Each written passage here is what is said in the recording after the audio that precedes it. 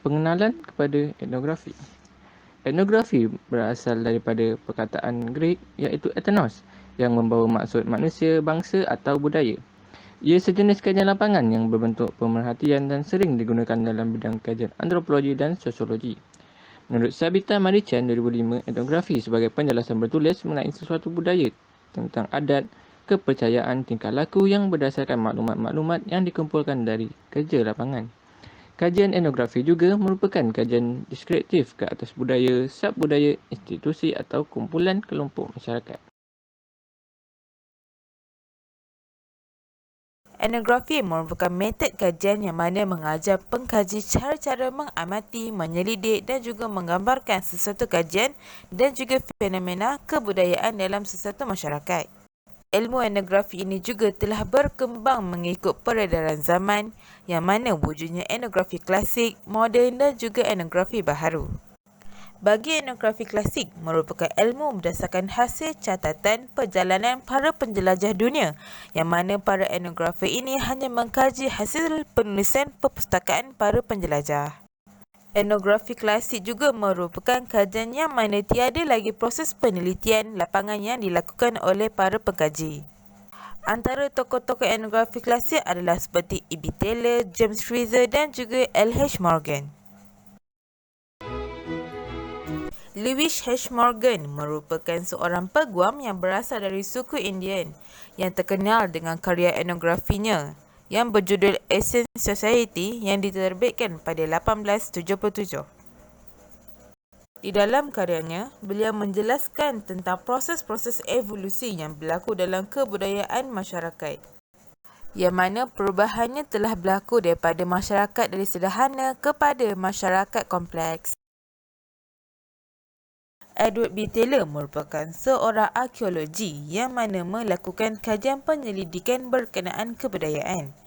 Beliau juga merupakan seorang yang berfikiran evolusi yang mana penelitian beliau adalah berunsurkan kebudayaan yang merangkumi agama, adat istiadat dan juga kesenian masyarakat. Antara karya penulisan beliau adalah berjudul Primitive Culture yang mana menceritakan tentang asal permulaannya agama. Karya beliau yang lain adalah seperti The Mexican, Ancient dan juga Modern. Juga menceritakan tentang kebudayaan bagi masyarakat-masyarakat Meksiko kuno. James George Frazer merupakan seorang anak didik kepada Edward Taylor yang juga pemegang kepada teori evolusi kebudayaan. Di dalam karya beliau iaitu The Golden Bough yang merupakan kajian etnografi berkenaan perbandingan agama dan juga ritual. Dalam penulisan beliau juga dinyatakan berlakunya proses evolusi dalam kebudayaan. Etnografi klasik atau juga dikenali sebagai etnografi tradisional merupakan kaedah kajian di mana pengkaji akan tinggal bersama dan menghurai pelbagai kegiatan kumpulan sosial yang dikaji seperti kumpulan sosial mak rempit dan pemain judi profesional. Data yang dikumpul ialah data tekstual seperti jurnal refleksi dan nota lapangan. Etnografi klasik ini lebih menjurus kepada akademik. Sebagai contoh kajian etnografi klasik ialah kajian yang dijalankan oleh Nur Fadilah Dawi dan Zainul Azma Zainul Hamzah dalam kajian mereka yang bertajuk Penggunaan Aku dalam kalangan keluarga masyarakat Lahad Datu dari sudut etnografi. Dalam kajian ini, pengkaji telah menjelaskan bahawa kajian etnografi mensyaratkan seorang pengkaji yang berpengalaman dan dapat membenamkan dirinya dalam budaya masyarakat yang diteliti. Hal ini bermaksud seorang pengkaji harus bersosialisasi dengan dirinya sendiri di dalam budaya tersebut dan cuba menjelaskan peristiwa berbahasa yang berlaku. Oleh itu, hasil dapatan kajian mereka mengatakan bahawa aku tidak seharusnya digunakan oleh pesapa yang kurang berstatus terhadap pesapa yang lebih berstatus dan juga oleh penyapa yang lebih muda terhadap pesapa yang lebih tua, termasuklah terhadap ibu bapa tidak menepati penggunaan dalam kalangan masyarakat penyapa Lahad Datu. Hal ini kerana golongan penyapa dalam masyarakat Lahad Datu turut menggunakan aku Bukan sahaja terhadap ibu bapa, malah terhadap ahli keluarga asas yang lain.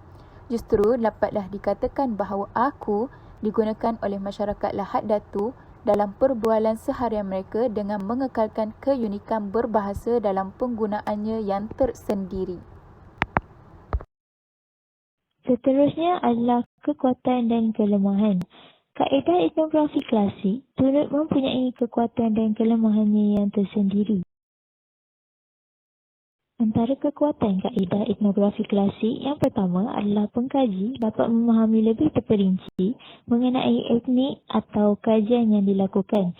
Hal ini dikatakan demikian kerana pengkaji akan tinggal bersama dengan subjek kajian dan mempelajari mengenai budaya, tingkah laku dan sebagainya mengenai subjek kajian tersebut. Kedua, kesahihan data akan menjadi lebih tepat kerana pengkaji melihat realiti kehidupan sesebuah etnik. Data tersebut merupakan data yang dapat secara langsung dan pengkaji turut mengalami apa yang dialami oleh subjek kajian. Antara kelemahan kaedah etnografi klasik adalah ia mengambil masa yang lama untuk memastikan hasil kajian yang bagus. Ini kerana pengkaji perlu melakukan pemerhatian dan pengamatan yang berulang kali dan teliti agar data yang diperolehi dapat dikembangkan dan kukuh. Dan saya akan sambung di bahagian teori yang berkaitan dengan etnografi klasik. Baiklah, pada kaca ini akan budaya. Dalam etnografi, dalam kajian etnografi kita akan mengkaji mengenai budaya. Menurut Ebi Teller, budaya adalah sebahagian daripada kajian mengenai pemikiran manusia yang berdasarkan kepada tindakan merangkumi ilmu, kepercayaan, undang-undang, adat resam dan sebarang keupayaan dan tabiat lain yang diperoleh oleh manusia sebagai ahli masyarakat. Oleh pernyataan Ebi Teller ini, jelas bahawa budaya merupakan perkara yang sangat abstrak, di mana budaya merupakan satu jalan atau cara hidup suatu kelompok manusia, di mana ada sekelompok manusia itu terdapatnya di mana adanya sekelompok manusia di situ di satu tempat, maka adanya budaya. Budaya ini dapat dilihat dengan jelas, iaitu dalam sekitar kita sendiri, surrounding kita sendiri. Di mana kita boleh melihat dalam, sebagai contohnya, kita boleh lihat budaya Melayu, budaya Cina, budaya India, budaya di dalam kalangan orang asli sendiri. Jadi kita lihat dengan jelas secara luarannya, seperti berpakaian macam berbaju Melayu untuk orang Melayu, bertutur dalam bahasa Melayu, tak kira bahasa Melayu ini boleh ditutur dalam oleh berbagai bangsa. Itu apa lagi, kita boleh cakap pasal makanan di situ sendiri, dan apa yang orang Melayu makan, bangsa Melayu makan ketika berhari raya, ketika hari perayaan. Orang Cina di hari perayaan Tahun Baru Cina, dan orang India pada sambutan hari Deepavali. Itu cirinya. Dalam budaya ini juga dalam budaya juga terdapat sub budaya sendiri, iaitu budaya ini besar, iaitu dikuasai oleh kelompok yang besar, yang diikuti oleh kelompok yang besar. Iaitu dalam kelompok yang besar itu ada sub budaya itu sendiri. Iaitu sebagai contohnya di sini saya akan bagi budaya Pang, yang pada masa dahulu yang memang sangat diikutilah pada oleh remaja-remaja pada ketika itu. Okey. Pada yang slide keduanya saya akan mengenalkan mengenai teori evolusi keagamaan oleh Ebi Teller. Ebi Teller menyatakan bahawa asal permulaan agama adalah melalui kesedaran manusia terhadap adanya jiwa. Ini adalah pandangan sosiologi, bukannya pandangan agama. Kerana pandangan agama menyatakan kita ini memang ada jiwa dalam ini yang tertanam dalam lubuk hati kita ini, bahawa adanya Tuhan, dan Tuhan adanya sifat ketuhanan itu sendiri. Bila ada sifat ketuhanan yang nak mengabdikan diri kepada Tuhan, maka adanya jiwa itu jiwa yang hendak mengabdikan diri kepada Tuhan. Okey. Dan mengikut Ebi Teller yang terdapat dua penyebabnya, iaitu perbezaan yang nampak kepada tingkah laku manusia dan juga kepada melalui peristiwa mimpi. Okey. Pada perangkat ini dia mengatakan mengenai jiwa. Kalau mengenai jiwa, ini berdasarkan dua, iaitu perbezaan yang tampak pada manusia, iaitu hal-hal yang hidup dan hal-hal yang mati. Okey, sebagai contohnya, kita melihat satu manusia saat betul bergerak artinya dia hidup. Tapi tak lama kemudian, kalau dia tua, dia sudah akan tidak bergerak lagi, maksudnya mati. Maka manusia pada maka ketika itu manusia ni sedar akan adanya suatu kekuatan yang menyebabkan pergerakan itu, iaitu jiwa. Kita ni jiwa ni adalah roh. Dalam yang kedua ialah yang Ibn telah mengatakan bahawa melalui mimpi. Dalam mimpi manusia melihat diri sendiri di tempat-tempat lain. Sekarang kalau kita mimpi, kita akan pergi ke tempat-tempat lain. Kadang-kadang ada kita ada seperti deja vu yang berlaku, itulah dalam mimpinya sendiri. Lepas tu, selepas itu manusia akan membezakan antara tubuhnya sendiri di tempat tidur, di tempat dia sedang tidur, ataupun di satu bahagian lain di dirinya yang pergi ke tempat lain. Bahagian itulah yang disebut sebagai jiwa. Sebab itu sifat abstrak dari jiwa ini menimbulkan keyakinan pada manusia bahawa jiwa dapat hidup langsung lepas itu dari tubuh asal dia. Pada waktu hidup, jiwa itu masih tersangkut pada tubuh asalnya dan hanya dapat meninggalkan tubuh pada waktu manusia itu tidur atau pingsan. Kerana pada saat itu kekuatan hidup pergi ke tempat lain, maka tubuh pada dalam keadaan yang lemah. Okay, seterusnya Ibn telah menunjukkan teori evolusi agama dengan cara pemikiran evolutionism, iaitu melalui pemikiran Charles Darwin yang mengatakan manusia ini berasal daripada beruk, iaitu secara berpeningkat dia akan menjadi beruk dan mereka menjadi manusia, daripada beruk dia akan menjadi manusia. Okey, itulah macam agama ini sendiri, iaitu mula-mula animisme. Animisme ini iaitu kepercayaan kepada roh-roh nenek moyang, di mana kita akan dapat orang yang menyembah yang merupai roh nenek moyang dia, menyembah semangat-semangat yang akan menghantui mereka ataupun menyebabkan mereka dikacau. Mereka akan menyembah roh-roh ini. Lalu manusia akan pergi ke arah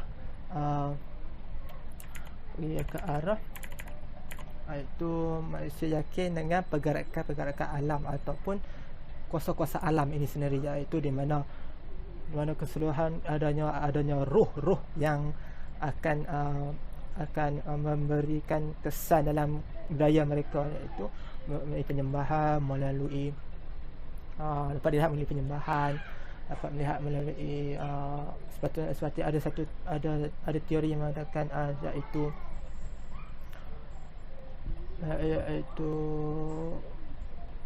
patung yang diukir untuk tujuan semangat itu memasuki patung tersebut. Yang ketiga ialah mereka akan banyaknya Tuhan, iaitu politism. Politism ini kita dapat lihat pada zaman Empire Rom, di mana dapatnya dewa-dewa seperti Tuhan Zeus, dewa Zeus, Athena, dewa apa lagi, dewa perang yang lain lah, banyak dewa Poseidon dan sebagainya. Dan mereka ini ada rumah-rumah ibadat yang tersendiri, iaitu seperti penthouse. Itu ada banyak rumah sendiri.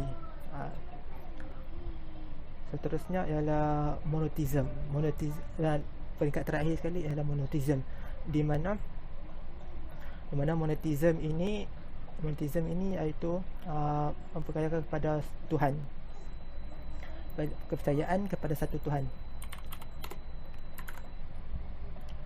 Percayaan pada satu Tuhan ini menunjukkan sifat itu kompleks, iaitu kita percaya kepada satu Tuhan yang di mana pada zaman Empire Rome mereka menyembah kepada banyak-banyak Tuhan. Monotheism ini akan merujuk kepada agama-agama samawi lah, agama mana pada langit, seperti agama Kristian, agama Yahudi dan agama Islam sendiri. Itu saja daripada saya. Terima kasih.